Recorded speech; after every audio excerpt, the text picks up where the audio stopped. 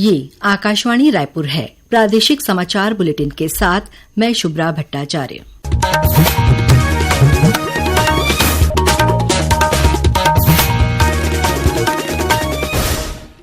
और अब पेश है आज के मुख्य समाचार। राज्य सरकार ने भारतीय पुलिस सेवा के अधिकारी अरुण देव गौतम को छत्तीसगढ़ का नया पुलिस महानिदेशक नियुक्त किया है। राज्य निर्वाचन आयुक्त अजय सिंह ने नगरीय निकाय और त्रिस्तरीय पंचायत चुनाव के तहत मतदान पूर्व तैयारियों का जायजा लेने बस्तर और सुकमा जिले का दौरा किया।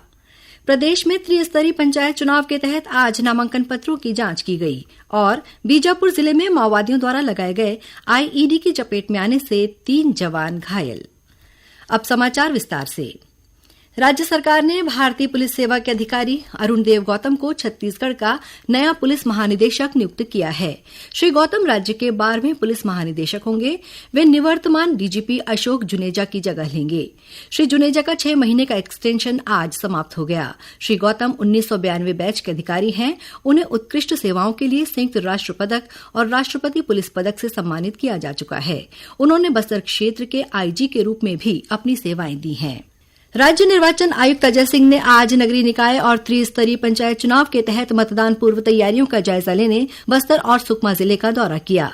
इस दौरान उन्होंने वरिष्ठ अधिकारियों की बैठक लेकर जिले में चुनाव पूर्व तैयारियों की जानकारी ली और जरूरी निर्देश दिए। श्री सिंह ने जगदलपुर में इलेक्ट्रॉनिक वोटिंग मशीन ईवीएम की लाइव डेमोन्स्ट्रेशन का अवलोकन किया।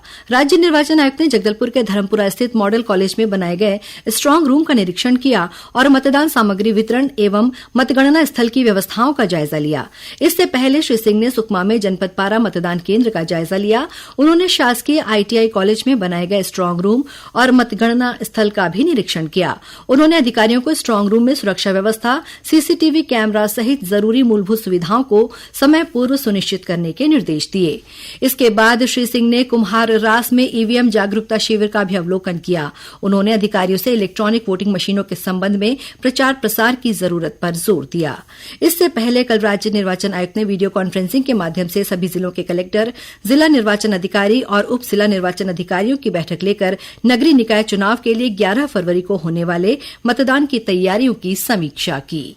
प्रदेश में त्रिस्तरीय पंचायत चुनाव के तहत आज नामांकन पत्रों की जांच की गई। नाम वापसी की अंतिम तिथि 6 फरवरी है। संबंधित त्रिस्तरीय पंचायतों में 3 चरणों में 17, 20 और 23 फरवरी को वोट डाले जाएंगे और इसी दिन मतदान केंद्रों में मतगणना होगी। नगरीय निकाय चुनाव के तहत राज्य के विभिन्न नगर निगमों की प्रोफाइल की श्रृंखला की कड़ी में आज हम आपको दुर्ग नगर निगम के बारे में बताएंगे। राज्य के दुर्ग नगर निगम में महापौर पद के लिए भाजपा प्रत्याशी अलका बाघमार और कांग्रेस की प्रत्याशी प्रेमलता पोषण साहू के बीच ही मुकाबला है। भाजपा प्रत्याशी अलका बाघमार ने आकाशवाणी समाचार से बातचीत करते हुए बताया कि वे जनता की बुनियादी समस्याओं को लेकर चुनाव मैदान में उतरी हैं। कुछ ऐसे मुद्दे हैं जो जनता की रोजमर्रा की समस्या और नगर निगम से जुड़ी हुई होती है। उन समस्याओं का निदान सबसे पहले आवश्यक है, जैसे रोड, नाली, बिजली, पानी। बरसात के दिन में भी परेशान रहे, ठंडी के दिन में भी परेशान रहे। तो जो बेसिक जरूरत है आम जनता की नगर निगम से जुड़ी हुई, सबसे पहले तो हम उस पर ध्यान देंगे। जो शहर के नालियों से गंदा पानी जाता है नदी में, चाहेंगे एक ट्रीटमेंट प्लांट लगाएंगे ताकि पानी शुद्ध होकर नदी में जाए।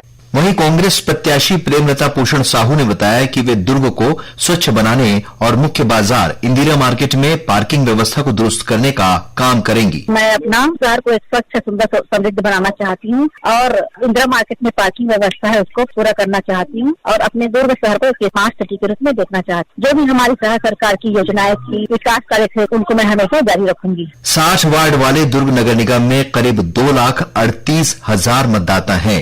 इनमें 1,16,000 से अधिक पुरुष और 1,21,000 से अधिक महिला मतदाता हैं। वहीं 26 तृतीय लिंग के मतदाता हैं। इस बीच निगम चुनाव को लेकर मतदाताओं में भी खासा उत्साह देखा जा रहा है। डॉक्टर कल्पना ने बताया कि शहर में सफाई और स्वच्छ पेयजल की सुविधाएं पहुंचाना पहली प्राथमिकता होनी चाहिए। महापौर को नगर की बुनियादी आवश्यकताओं जैसे समय पर पानी आना, बिजली की व्यवस्था पर विशेष ध्यान देना चाहिए, जिससे लोगों का रहन सहन न बिगड़े। अभय जवादे की रिपोर्ट के साथ समाचार डेस्क, आकाशवाणी रायपुर। बीजापुर जिले में आज माओवादियों द्वारा लगाए गए आईईडी की चपेट में आने से 3 जवान घायल हो गए हैं। घायल जवानों को अस्पताल में भर्ती कराया गया है। सभी जवानों की हालत खतरे से बाहर बताई गई है। मिली जानकारी के अनुसार जिले के गंगालूर थाना क्षेत्र से सुरक्षा बलों की संयुक्त टीम तलाशी अभियान पर निकली थी। इस दौरान आईईडी विस्फोट हो गया। क्षेत्र में तलाशी अभियान जारी है। वहीं इसी जिले के तर्रेम थाना क्षेत्र के ग्राम बुड़गी चेरू में माओवादियों ने 2 ग्रामीणों की हत्या कर दी है। पुलिस अधीक्षक जितेंद्र यादव ने घटना की पुष्टि करते हुए बताया कि माओवादियों ने मुन्ना माड़वी और राजू कारम की हत्या कर शव के पास पर्चा फेंका था। सूचना मिलते ही पुलिस की टीम घटनास्थल पर पहुंची और शव को पोस्टमार्टम के लिए भेजा। राष्ट्रीय जांच एजेंसी एनआईए की टीम ने आज कांकेर जिले में अलग अलग स्थानों पर दबिश देकर 4 लोगों को गिरफ्तार किया है। मिली जानकारी के अनुसार एनआईए की टीम ने जिले के ग्राम कलमुच्चे से 2 तथा उसेली और आमाबेड़ा से एक व्यक्ति को गिरफ्तार किया है। एनआईए ने कहा है कि गिरफ्तार सभी लोगों का संबंध माओवादी गतिविधियों से है। प्रादेशिक समाचार आप आकाशवाणी रायपुर से सुन रहे हैं और अब आगे बढ़ते हैं बाकी के समाचारों की ओर। भारतीय रेलवे द्वारा पेश बजट में छत्तीसगढ़ के लिए 6,925 करोड़ रुपए का प्रावधान किया गया है। इससे राज्य में रेल नेटवर्क के विस्तार और आधुनिकीकरण को बढ़ावा मिलेगा। बजट प्रावधान के अनुसार राज्य में चल रही 26 परियोजनाओं में 2700 किलोमीटर से अधिक की नई रेल पटरियां बिछाई जाएंगी। इसके लिए 38,378 करोड़ रुपए का प्रावधान किया गया है।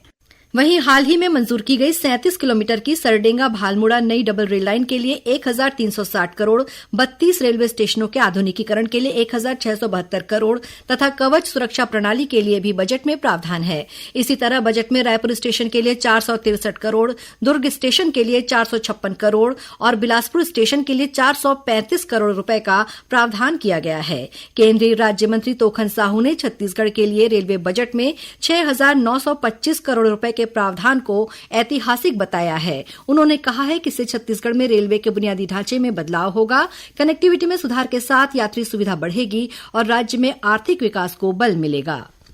बीते 1 फरवरी को केंद्रीय वित्त मंत्री द्वारा संसद में पेश बजट का सूक्ष्म, लघु और मध्यम उद्योग से जुड़े लोगों ने स्वागत किया है। स्वावलंबी भारत अभियान के प्रांत सह समन्वयक और Chhattisgarh chamber of commerce and industries के प्रदेश कार्यकारी अध्यक्ष संजय चौबे ने आकाशवाणी समाचार से बात करते हुए बताया कि बजट में किए गए प्रावधानों से एमएसएमई सेक्टर को लाभ पहुंचेगा।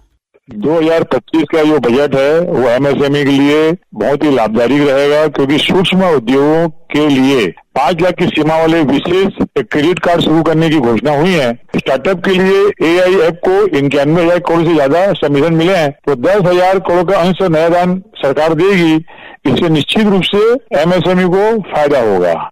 आज विश्व कैंसर दिवस है। कैंसर के बारे में जागरूकता बढ़ाने और इसकी रोकथाम, पहचान तथा उपचार को प्रोत्साहित करने के लिए 4 फरवरी को ये दिवस मनाया जाता है।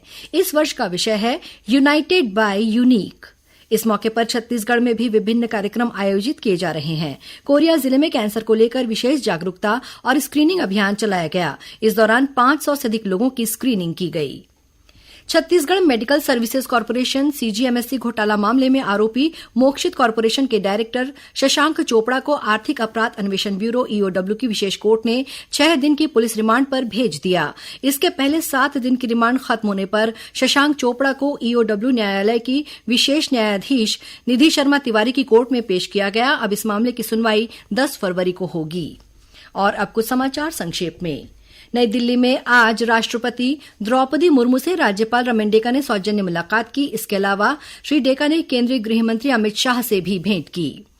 प्रवर्तन निदेशालय ईडी ने अवैध कोयला ढेवी घोटाला मामले में व्यवसायी सूर्यकांत तिवारी की लगभग 50 करोड़ रुपए की संपत्ति को कुर्क कर दिया है। इनमें चल और अचल संपत्ति शामिल है।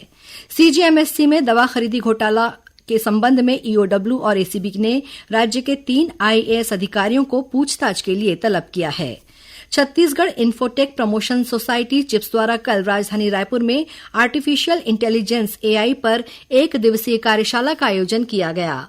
आयकर विभाग की टीम ने आज धमतरी में एक ज्वेलर्स के ठिकानों पर छापामार कार्रवाई की। इस कार्रवाई में धमतरी और रायपुर की टीम शामिल हैं। और बलरामपुर जिले के रामानुजगंज में आज मधुमक्खियों के हमले में एक व्यक्ति की मौत हो गई है, वहीं 3 अन्य लोग घायल हो गए हैं। घायलों को अस्पताल में भर्ती कराया गया है।